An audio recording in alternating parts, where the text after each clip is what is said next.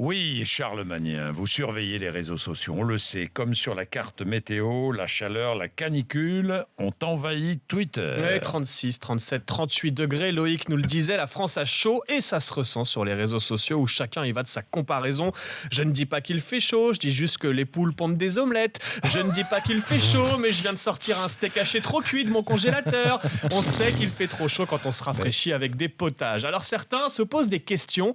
Comment peut-on se retrouver en vigilance canicule alors qu'on a tant d'hommes politiques qui brassent de l'air en permanence? On a aussi les proverbes revisités. La chaleur n'attend pas le nombre des degrés. Demain sera un autre four. La vie, c'est comme une boîte de chocolat fondu. Et puis on n'oublie pas non plus d'avoir une pensée pour tous nos amis bretons qui ont dû faire une recherche sur Google pour comprendre ce que veut dire le mot canicule.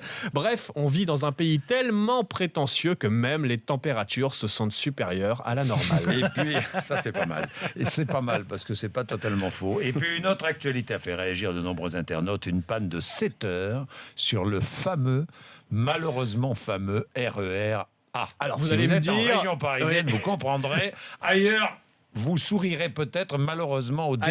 Ailleurs, vous allez être soulagé justement Oui, de ne pas avoir à prendre tous les jours ce RER A, la ligne Oui. la plus fréquentée d'Europe. Pendant les 4 dernières semaines, le tronçon central a été fermé pour travaux. 1 mois de travaux qui devaient donc permettre d'améliorer la qualité, la ponctualité du service. Lundi matin, la circulation des trains a enfin repris et dès hier, patatras, 7 heures de panne sur ce même tronçon et évidemment des usagers excédés. Après 1 mois de travaux, les pannes reprennent leur activité normale, écrit un internaute.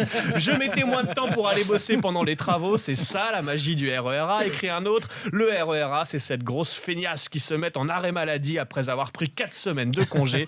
Bref, l'usager du RER A est le héros anonyme de notre société. Ça c'est vrai. Oui. Et ça c'est vrai. Bon, Ça, rassurez-vous, c'est ce vrai. matin, Alors, a priori, témoignez. tout va bien. À l'heure Tout va qu'il est, bien. tout va bien.